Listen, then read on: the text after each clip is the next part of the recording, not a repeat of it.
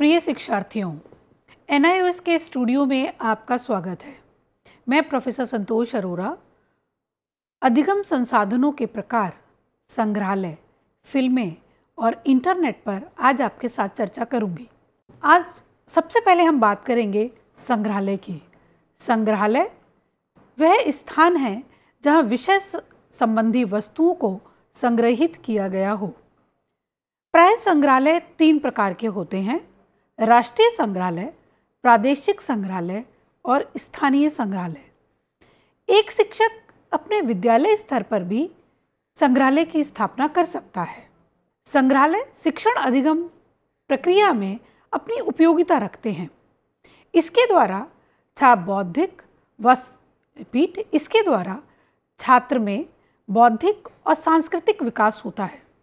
जब छात्र संग्रहालय का भ्रमण करता है तो वह विषय वस्तु से संबंधित वस्तुओं का प्रत्यक्षीकरण तो करता ही है। जब वो इन विषय वस्तु का प्रत्यक्षीकरण करता है तो विषय वस्तु के बारे में उसे जानकारी प्राप्त होती है। इसके साथ साथ उसको अपने देश की संस्कृति के बारे में भी पता चलता है। वो विभिन्न कलाकृतियों को देखता है, विभिन्न संस्कृतियों से संबंधित विषय वस्तु का अवलोकन करता है, जिससे छात्र में बौद्धिक विकास के साथ साथ सांस्कृतिक विकास भी होता है।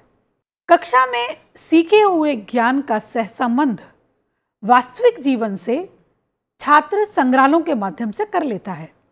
जब छात्र संग्रहालय का भ्रमण करता है या संग्रहालय में वस्तुओं को देखता है, वास्तविक वस्तुओं को देखता है, तो वह उनका संबंध अपने वास्तविक जीवन से भी कर लेता है। जैसे एक छात्र जब संग्रहालय में विजिट करता है या भ्रमण करता है तो वहाँ पर वो विभिन्न प्रकार के बर्तनों को देखता है, विभिन्न प्रकार की धातुओं को देखता है, मिट्टी को देखता है, विभिन्न प्रकार के पहनावों को देखता है, विभिन्न धर्मों के पहनावों को देखता है, तो उसका संबंध वो अपने वास्तविक जीवन से भी कर लेता है कि मेरे वास्तविक जीवन में भी ये वस्तुएं कहाँ कहाँ प्रयोग हो रही हैं। संग्रहालय विद्यार्थियों में जिज्ञासा उत्पन्न करते हैं। जैसे छात्र जब संग्रहालय में जाता है तो वो ये देखता है कि प्राचीन समय में व्यक्ति शिकार करने के लिए किस प्रकार के हथियारों का प्रयोग करता था। तो उसमें एक ये जिज्ञासा उत्पन्न होती है कि प्राचीन समय में कौन कौन से अधिकार होते थे। छात्र जैसे मिट्टी के बर्तनों को देखता है तो उसके अंदर ये जिज्ञासा उत्पन्न होती है, क्या मिट्टी के बर्तनों के द्वारा भी दैनिक जीवन में क्रियाकलाप किए जा सकते थे। तो संग्रहालय छात्रों में जिज्ञासा को उत्पन्न करते हैं। संग्रहालय विद्यार्थियों में अन्वेषण की शक्ति का भी विकास करते हैं। छात्र में एक खोज की प्रवृत्ति विकसित होती है कि प्राचीन समय में ऐसा होता था तो व्यक्ति किस तरह की दिनचर्या को जीता था, किस तरह की जीवन शैली को जीता था। सामाजिक विज्ञान विषय के अंतर्गत संग्रहालय में हम छात्रों को निम्नलिखित वस्तुएं की जानकारी दे सकते हैं, जैसे विभिन्न राष्ट्रों के ध्वज, डाक टिकटें, सिक्के, परिधान, गहने, टोपियां, बर्तन, मिट्टी के बर्तन, धातु के बर्तन, विभिन्न प्रकार की मिट्टी जैसे बलुई मिट्टी, चिकनी मिट्टी, काली मिट्टी, विभिन्न प्रकार की मिट्टियों के वास्तविक रूप भी वहाँ हम रख सकते हैं। प्राचीन समय के औजार, यंत्र और उपकरण, विभिन्न प्रकार की धातुएं, दुर्लभ ग्रंथ, मानचित्र, स्थापत्य कला के चित्र, दुर्लभ पत्र और दुर्लभ उपदेश, इन सभी को हम संग्रहालय में रख सकते हैं। और इन वस्तुओं के माध्यम से एक शिक्षक विद्यालय में भी संग्रहालय की स्थापना कर सकता है। अब हम बात करेंगे फिल्मों की। किसी भी घटना को टेलीविज़न, सिनेमा हॉल में चलचित्र के रूप में दिखाया जाने को फिल्म कहते हैं। फिल्म वह है जिसमें गति हो या स्थायी चित्र हो, परंतु गति का आभास होना जरूरी होता है। सामाजिक अध्ययन विषय में विभिन्न उत्सवों, त्योहारों, ऐतिहासिक घटनाओं, महापुरुषों पर फिल्म दिखाई जा सकती है। सामाजिक अध्ययन विषय में फिल्म अपनी एक उपयोगिता लिए हुए होती है, क्योंकि इसके द्वारा विषय वस्तु रुचिकर हो जाती है, क्योंकि फिल्म के अंदर चित्र होते हैं, ध्वनि होती है, संगीत होता है, पात्र होता है। इसलिए इसके माध्यम से जो विषय वस्तु छात्रों को दिखाई जाती है वे रुचिकर हो जाती है। फिल्म के माध्यम से हम अतीत की जानकारी छात्रों को दे सकते हैं। ऐसी तमाम फीचर फिल्म बनी हुई हैं, ऐसी तमाम फिल्में हैं जो अतीत के घटनाक्रम पर बनी हुई हैं। छात्र इन फिल्मों के माध्यम से अतीत की जानकारी बड़े रोचक ढंग से प्राप्त कर लेता है। ग्रंथों के माध्यम से अतीत की जानकारी थोड़ी सी उबाऊ होती है, जबकि फिल्मों के माध्यम से जब हम छात्र को अतीत की जानकारी देते हैं, इतिहास की जानकारी देते हैं, तो छात्र बहुत रोचक तरीके से ज्ञान को ग्रहण कर लेता है या इस जानकारी को ग्रहण कर लेता है। इनके माध्यम से जो ज्ञान छात्र को प्राप्त होता है वह स्थायी होता है, क्योंकि जब छात्र फिल्म देख रहा होता है तो वो सुन भी रहा होता है और देख भी रहा होता है, तो छात्र की कई इंद्रियों का प्रयोग उस समय हो रहा होता है। इसलिए इसके द्वारा जो ज्ञान प्राप्त होता है वो स्थायी होता है। फिल्मों के द्वारा छात्र ज्ञान तो प्राप्त करता ही करता है, वरन फिल्में मनोरंजन का भी एक साधन है। इसलिए छात्र बहुत मनोरंजक तरीके से सूचनाओं को ग्रहण कर लेता है, बहुत मनोरंजक तरीके से ज्ञान को ग्रहण कर लेता है। कक्षा में ऐसे बहुत से छात्र होते हैं जो धीमी गति से सीखते हैं। धीमी गति से सीखने वाले छात्रों के लिए फिल्में एक उपयोगी संसाधन है, क्योंकि छात्र जब चाहे फिल्मों को दोहरा करके देख सकता है, जहाँ चाहे वो प्रोजेक्टर पर फिल्म को रोक सकता है और पुनः उसको देख सकता है। इस तरह से धीमी गति से सीखने वाले छात्रों के लिए फिल्में एक उपयोगी संसाधन है। फिल्मों के माध्यम से हम नवीनतम जानकारी छात्रों को प्रदान कर सकते हैं। जैसे राष्ट्र की विभिन्न योजनाएं हैं, वो योजनाएं किस तरीके से काम कर रही हैं, उन योजनाओं के उद्देश्य क्या हैं, उन योजनाओं का क्रियान्वयन किस तरीके से हो रहा है, इनकी नवीनतम जानकारी फिल्मों के माध्यम से छात्र को प्राप्त हो जाती है। फिल्में छात्र के लिए एक स्वतः अध्ययन का माध्यम भी है। छात्र को ऐसी सूचनाएं, ऐसी विषय वस्तु जो कि उसे कोई पढ़ाए, इसकी आवश्यकता नहीं होती। छात्र स्वतः ही फिल्मों के माध्यम से उस जानकारी को प्राप्त कर लेता है। इस प्रकार ये फिल्में छात्र को स्वतः अध्ययन के लिए प्रेरित करती हैं। फिल्मों के माध्यम से छात्र के अंदर विश्लेषण और समीक्षा करने की योग्यता का विकास होता है। ये एक अद्भुत योग्यता होती है जो फिल्में छात्र के अंदर विकसित करने में मददगार साबित होती हैं। ये एक अद्भुत योग्यता होती है। फिल्मों के माध्यम से छात्र के अंदर विश्लेषण और समीक्षा की योग्यता विकसित हो जाती है। छात्र फिल्म देखकर घटना के बारे में समीक्षा कर सकता है कि उस घटना के दौरान हुआ क्या था, पात्रों की भूमिका क्या थी। वो पूरी घटना का विश्लेषण भी कर सकता है। एक शिक्षक को कक्षा में किस प्रकार से फिल्मों का प्रयोग करना चाहिए? एक शिक्षक को फिल्म दिखाने से पहले कक्षा में उसकी तैयारी कर लेनी चाहिए। उसे इस बात की जानकारी होनी चाहिए कि फिल्म का स्रोत क्या है, फिल्में उसे कहाँ से प्राप्त होंगी। उसके साथ साथ फिल्म को दिखाने के लिए कौन कौन सी भौतिक परिस्थितियों की आवश्यकता पड़ेगी। जैसे टेलीविज़न या स्क्रीन की ज़रूरत होगी या प्रोजेक्टर की ज़रूरत होगी, छात्रों को बैठने के लिए कुर्सियों की ज़रूरत होगी। तो फिल्म दिखाने के लिए जिस प्रकार की भौतिक सुविधाओं की आवश्यकता होगी, उसकी तैयारी भी एक शिक्षक को कर लेनी चाहिए। एक शिक्षक का दायित्व होता है कि वो फिल्म दिखाने से पहले छात्र को मनोवैज्ञानिक रूप से तैयार कर ले। इसके साथ साथ शिक्षक को फिल्म के प्रस्तुतिकरण के लिए भी तैयारी कर लेनी चाहिए कि जो भी वो फिल्म दिखाने जा रहा है उसका प्रस्तुतिकरण वो क्रमबद्ध तरीके से करे या क्रमवार तरीके से करे।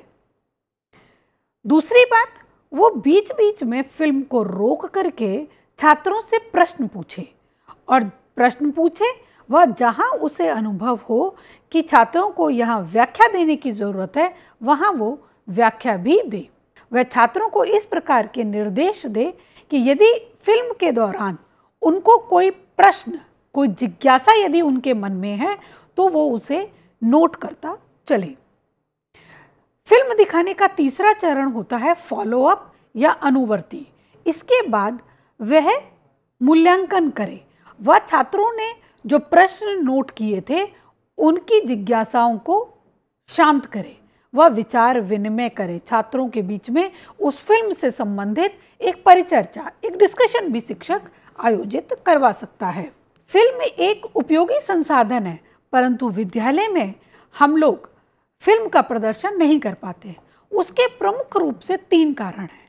पहला तो ये कि विद्यालय में भौतिक सुविधाएं नहीं हैं। फिल्म दिखाने के लिए एक विद्यालय के पास में फिल्म दिखाने हेतु प्रयुक्त होने वाली भौतिक सुविधाएं उपलब्ध होनी चाहिए, जैसे उसके पास प्रोजेक्टर हो, कंप्यूटर हो, स्क्रीन हो, टेलीविज़न हो या मल्टीमीडिया हो या बहुमाध्यम हो। फिल्म दिखाने के लिए विद्यालय के पास में कुशल शिक्षक होने चाहिए।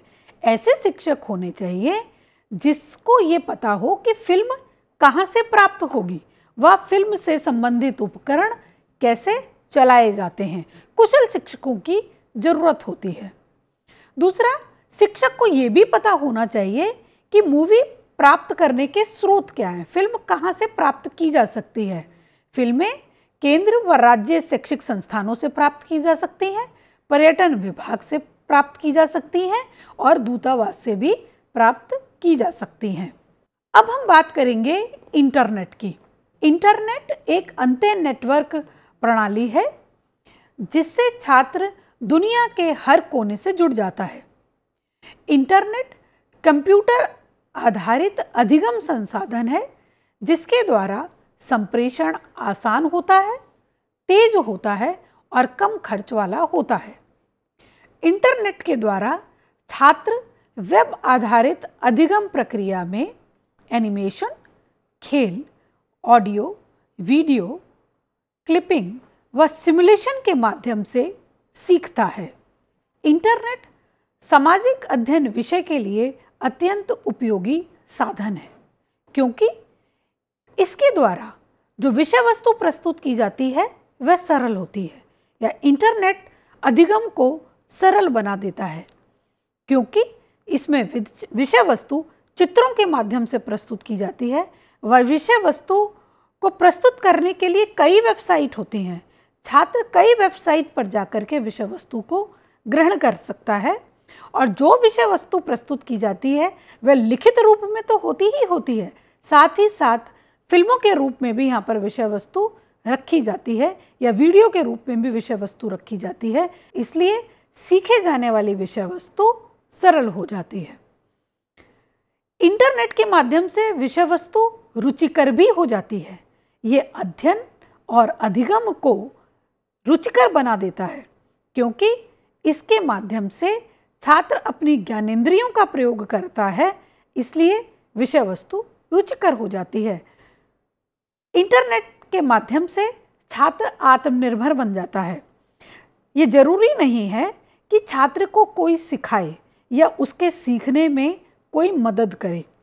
इंटरनेट पर ऐसे कई पोर्टल हैं, ऐसे ट्यूटोरियल होते हैं जिसके माध्यम से छात्र अपनी शंकाओं का समाधान कर सकता है, अपने प्रश्नों को वहाँ पर रख करके उनको हल कर सकता है, उनके उत्तर को जांच सकता है।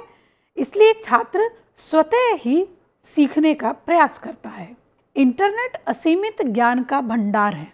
एक विषय वस्तु के ऊपर कई पृष्ठ उपलब्ध हैं, कई वेबसाइट उपलब्ध हैं, कई वेब पेज उपलब्ध हैं, इसलिए इंटरनेट को असीमित ज्ञान का भंडार माना जाता है।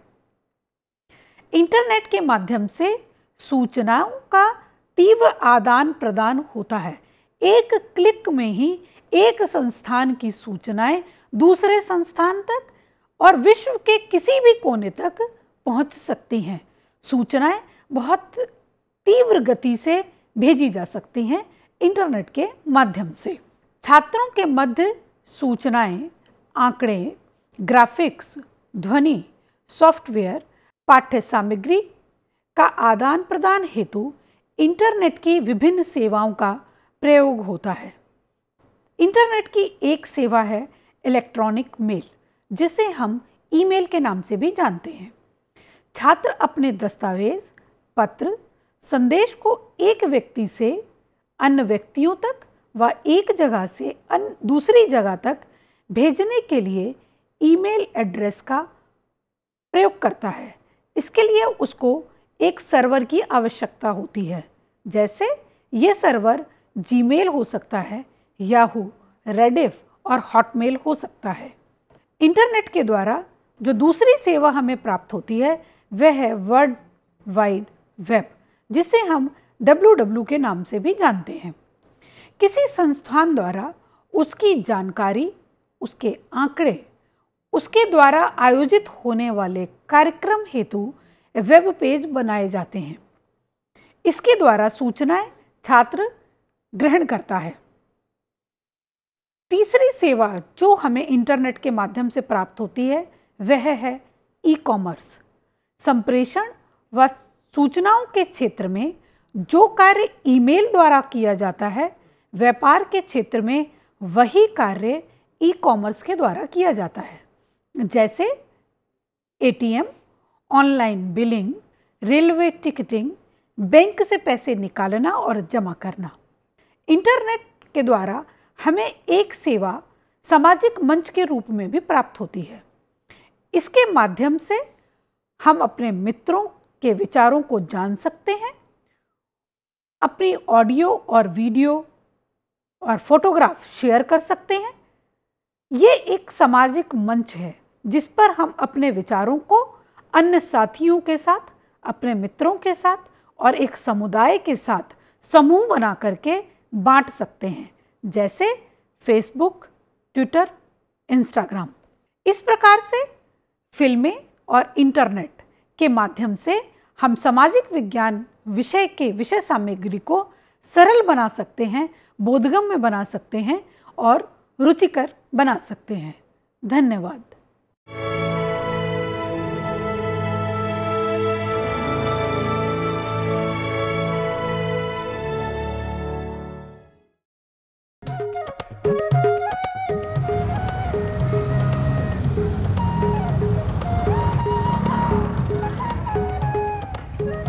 ये है कूल लाइफ, नो फिकर नो टेंशन। एक हम है कंगले। पर यार एक्सीडेंट हो गया तो? तू भी जनानियों की तरह उधेड़-बुन में लगा रहता है। जिंदगी एक ही बार मिलती है, एंजॉय। अब कहाँ चल दिया? मेरी इकोनॉमिक्स की क्लास है। अबे तेरे बिना वहां क्या कमी रह जाएगी? मैं ये चैप्टर नहीं समझ पाऊंगा। जा बाय।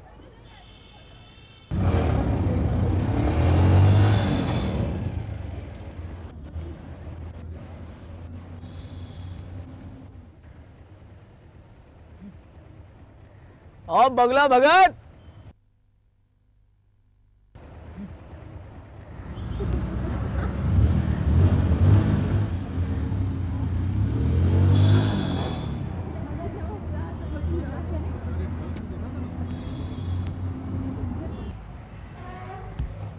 यार तू तो रहेगा हमेशा कुएं का मेढक, लेकिन भैया हम तो दुनिया में फुल ऐश करेंगे। यार तू समझता क्यों नहीं यार? क्या अक्ल मुझे भी है। मुझे पता है कि हमें नौकरियां करनी होंगी। आज तक जिंदगी पढ़ते पढ़ते गुजर गई। 2 साल बाद सर पे नौकरी की तलवार टंगी होगी और हम कौन सा लाट कलेक्टर बन जाएंगे। बस गुजारे लायक तनख्वाह होगी। इस दुनिया में इतनी मौज है, मस्ती है, ऐश है, उसमें हमारा हिस्सा कहाँ है? क्या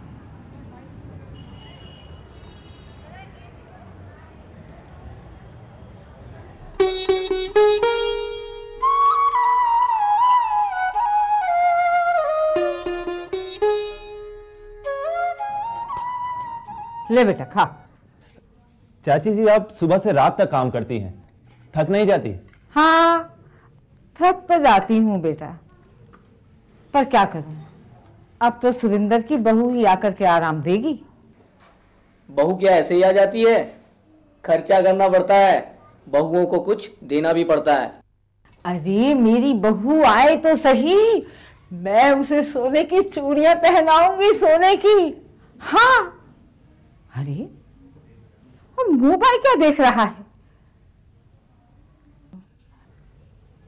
तुझे क्या मालूम, मैंने एक एक पैसा जोड़ जोड़ कर अपनी बहू के लिए सोने की चूड़ियां बनवाई हैं। मनीष बेटा, ये तेरा दोस्त है, इस तरह इसका ध्यान रख। स्कूल तो इसने तेरे साथ पार कर ही लिया है। ले ले सागौन ले ले। नहीं नहीं। क्यों? अरे ले भी ले। अबे यार, वहाँ हमारे ग्रुप का क्रेडिट कार्ड चलता है। क्रेडिट को हिंदी में कर्ज कहते हैं। तुझे नहीं पता, मेरा ग्रुप बहुत दिलदार है। 100 के नोट तो वो कुछ समझते ही नहीं। जिस दिन तुझे उन्हें दावत देनी पड़ेगी तब क्या करेगा? वो तुझे फ्री में देकर आदत बिगाड़ रहे हैं। मर्द बच्चा हूं मैं, तो बस जरा मस्ती के लिए, आदत वादत में नहीं डालूंगा। जब चाहे यूं छोड़ दूंगा। तो अभी छोड़ दे।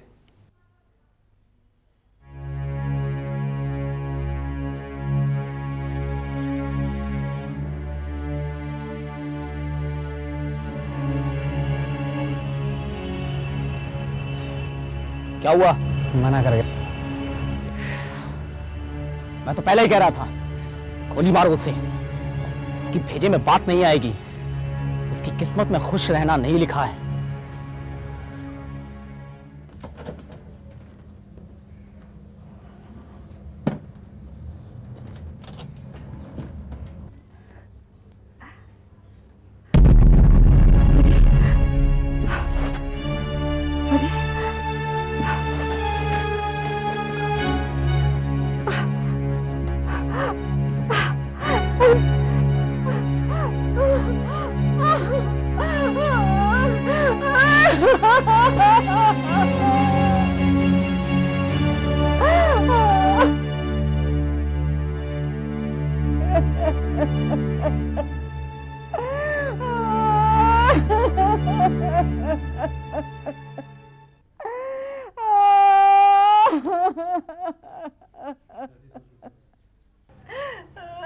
चाची जी, सब्र कीजिए, सब ठीक हो जाएगा। अरे कैसे सब्र करूं बेटे, कितनी मुश्किल से अकेली ने मैंने ये बेटा पाला है, और ये बेटा मुझे ये रंग दिखा रहा है। अरे मैं तो किसी से कह भी नहीं सकती।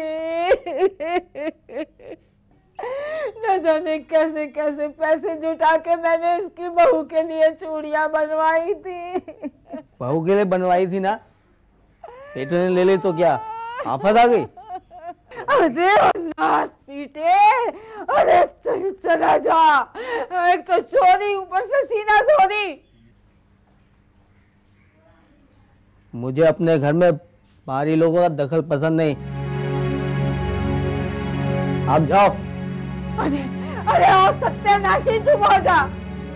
मनीष, मनीष बेटे, तो इसकी बातों का बुरा मत मानना। चाची जी,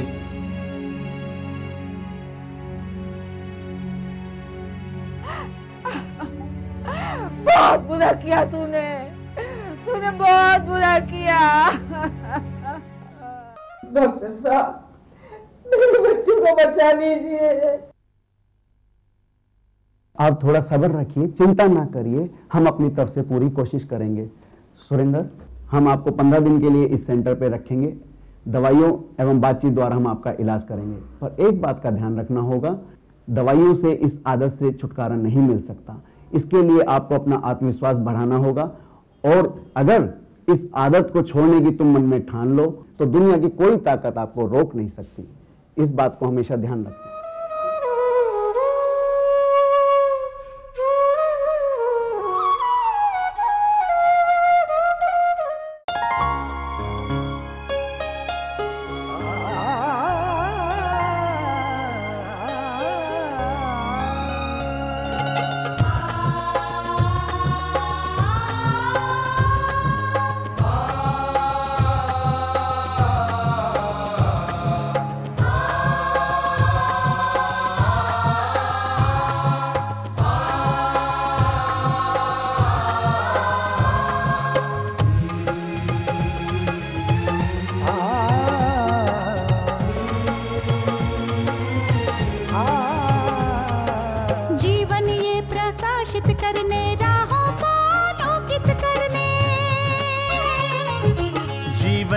प्रकाशित करने राहों को आलोकित करने, हम अपना दीपक स्वयं बने, हम अपना रास्ता स्वयं चुने। हम अपना दीपक स्वयं बने, हम अपना रास्ता स्वयं चुने। जीवन ये प्रकाशित करने राहों को आलोकित करने।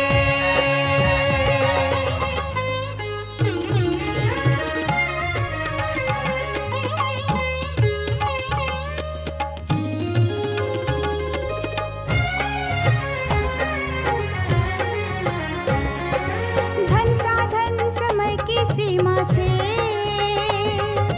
विद्यालय जो मुक्त हो,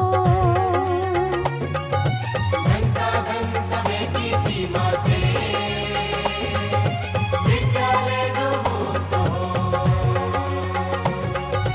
कभी पढ़े हम कहीं पढ़े वे विषय की लोच से युक्त हो, कभी पढ़े हम कहीं पढ़े वे विषय की लोच से युक्त हो। मित्रों हम उठे और जागे, मंजिल आने की ध्वनि सुने, हम अपना दीपक स्वयं बने, हम अपना जीवन ये प्रकाशित करने राहों को आलोकित करने।